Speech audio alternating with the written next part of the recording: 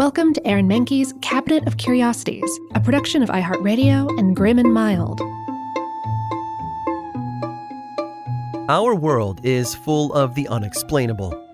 And if history is an open book, all of these amazing tales are right there on display, just waiting for us to explore.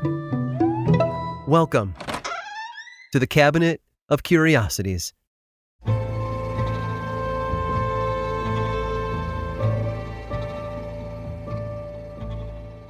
The attempted murder by poison case grabbed the nation's attention in 1989. In fact, even the most seasoned investigators in Austin, Texas had never seen another case like it.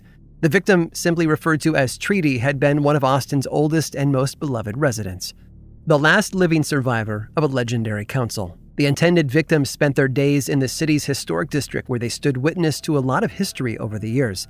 From the rebuilding of the state capitol in 1888, or the Austin Dam failure, to the construction of several bridges and an airport, and the first days of the Dell Computer Corporation. And throughout it all, this elderly citizen served the community well. In the early years, negotiations and other pivotal meetings had been Treaty's thing, hence the nickname. Although, to be fair, councilmen and other leaders weren't the only ones to sit in the company of such an esteemed citizen. Rain or shine, heat or cold, Austin's oldest resident was always there for the people of the city. Try as they may, no one could figure out why someone would want to poison such a truly outstanding member of society. Investigators couldn't ask either, because Treaty was dying and incapable of talking. As the news spread, get-well cards from children poured in. Small gifts began to pile up. A local spiritualist even tried her healing powers by transferring positive energy, during which time she claimed that Treaty had once, in another life, been an Egyptian woman named Alexandria. Lacking scientific or spiritual abilities of their own, most citizens just wished Treaty a speedy recovery. Others sent in chicken soup. Texas resident and industrialist Ross Perot wrote a blank check for all care and treatment, as well as funding for the investigation, telling officials that no matter how much it cost or how long it would take, to just send him the bill. With a generous funding, specialists were called in, and extensive round-the-clock work began. Nationwide news reports sparked outrage across the country. An innocent victim was barely clinging to life. The story even appeared in People magazine. As word spread, so too did offers to help. The manufacturer of the chemical used in the poisoning offered a $10,000 reward for the capture of the assailant. On June 29th, police arrested Paul Cullen, who had been bragging about the attempted murder. And while we might imagine he'd poisoned Treaty because of an outcome of one of the many negotiations in the past, Cullen said it had to do with a spell. He'd been in love, you see, and no, not with the elderly resident. It seems that he'd been infatuated with a drug counselor who hadn't returned his affection. Treaty was just available. After the poisoning, Cullen returned to the scene of the crime. To him, watching his victim fade represented the death of his love for the counselor. While heroic efforts were underway to save Treaty's life, jurors in the case debated on life imprisonment for Cullen, although they eventually agreed on just 9 years. He'd go on to serve 3 of those and paid a $1,000 fine.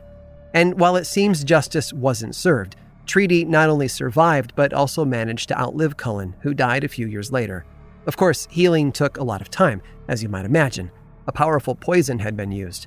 An herbicide, in fact, enough to kill 100 trees. Today, Treaty is thriving. In fact, for the first time since the poisoning, acorns have been gathered. You see, Treaty is an oak tree.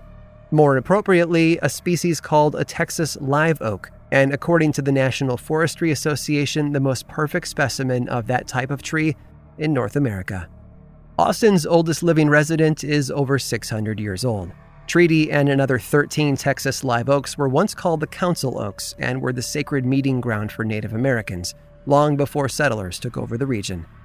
There's no doubt that the attempted murder case is certainly bizarre. In fact, I can't help but agree with the people of Austin. Why would anyone want to kill the treaty oak? And why couldn't they just leave them alone?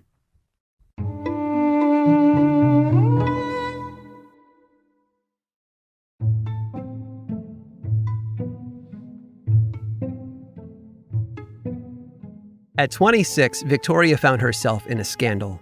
There would be others, plenty of them, in fact. The first involved her marriage, or more appropriately, her divorce. You see, in 1864, women who divorced their husbands were not only blamed for the marriage failing, but they were also socially shunned. It didn't matter that Victoria was the sole financial supporter, while her husband spent his days either drunk or womanizing. So with 2 children in tow, Victoria divorced him, leaving a trail of gossip behind her. The talk didn't bother her, though. She'd grown up with worse. Her father had been an abusive con artist, but instead of going along with the social norms that women didn't disclose such things, Victoria talked. Women's rights became her passion, and she believed women shouldn't have to stay in abusive marriages, and that their role in society was far more than wife or mother. She married again a couple of years later, this time to a former Union Army colonel, James Harvey Blood, who was also a free thinker. The two settled down in New York, where he introduced Victoria to others also taking part in reform movements. Soon, Victoria's sister Tenny also moved to New York. Women's rights weren't the only subjects near and dear to the two sisters' hearts, though. They also believed in equality and were staunchly anti-slavery. Victoria quickly became interested in politics and attended rallies where her own speeches of equality were considered radical. By 1870, Victoria and Tenny were also well known for spiritualism, soon becoming mediums for the wealthy Cornelius Vanderbilt. The railroad tycoon was so taken with the two sisters that he set them up in their own business, a stock brokerage firm, making them the first women stockbrokers in America. And here's the thing, they were good at it. Vanderbilt made millions from Victoria and Tenny's recommendations. It made them wealthy too, prompting the New York Herald to call them the Queens of Wall Street. The idea that women were holding down such a position, much less outdoing their male counterparts, didn't go over very well.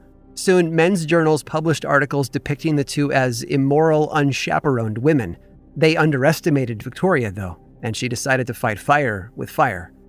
That's when the sisters sold the stock brokerage firm and founded their own newspaper. Aside from women's rights and suffrage, they printed controversial articles on spiritualism, human rights, birth control, and even vegetarianism.